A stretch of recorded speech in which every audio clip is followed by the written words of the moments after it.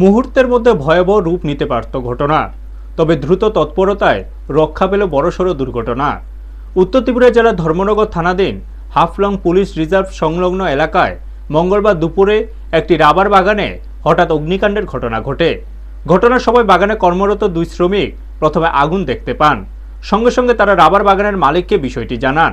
এরপর আগুনের খবর ছড়িয়ে পড়তে আশপাশের বাড়ির বাসিন্দারা ঘটনাস্থলে ছুটে আসেন এবং আগুন ছড়িয়ে পড়া রোধে প্রাথমিকভাবে চেষ্টা চালান।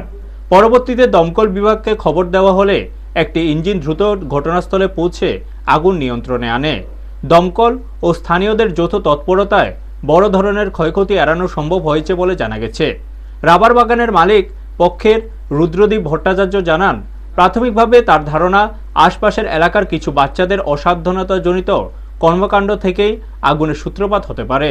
তিনি অভিভাবকদের প্রতি আবেদন জানিয়ে বলেন, যেন শিশুদের এই ধরনের ঝুঁকিপূর্ণ কাজ থেকে বিরত রাখা হয়। ব্যুরো রিপোর্ট, নিউজ তৎকাল 24। এখানে দেখতে পেলাম যে পুলিশ রিজার্ভ সংলগ্ন এলাকায় একটি রাবার বাগানে ফায়ার ইনসিডেন্ট হয়েছে, তো ঘটনাটি জানতে চাইবো কি হয়েছিল।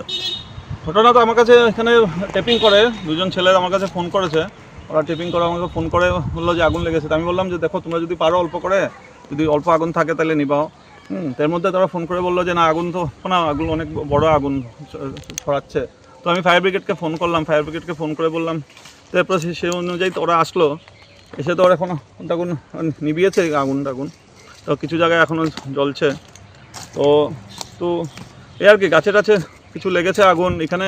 এটা তো আশেপাশের এগুলো দুষ্টামি করে বাচ্চারা, আমরা যতটুকু বুঝি যে বাচ্চারাই লাগায় বা, কিন্তু এগুলো এখানে যে গার্জিয়ানদের ওদেরকে শাসন করা দরকার, আরও করে ওইটা দরকার, চোখে রাখা দরকার যে এটা যেন এরকম না ধরায় আগুন।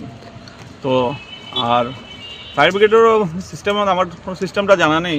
ওরা এসে দেখি ওরা জল ব্যবহার করে সব করে, মানে পাড়ি মেরে মেরে আগুন নিভাচ্ছে। আগুন তো মোটামুটি নিভে গেছে, কিন্তু আমার মনে হয় তো জল ব্যবহার করলে মনে হয় আরও তাড়াতাড়ি হতো বা ভালো হতো।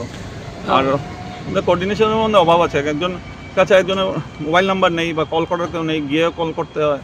তো রাবার বাগান তো অনেক বড় জায়গা, এটার মধ্যে তো সেইবার এরকম আরও কোঅর্ডিনেশন দরকার আছে।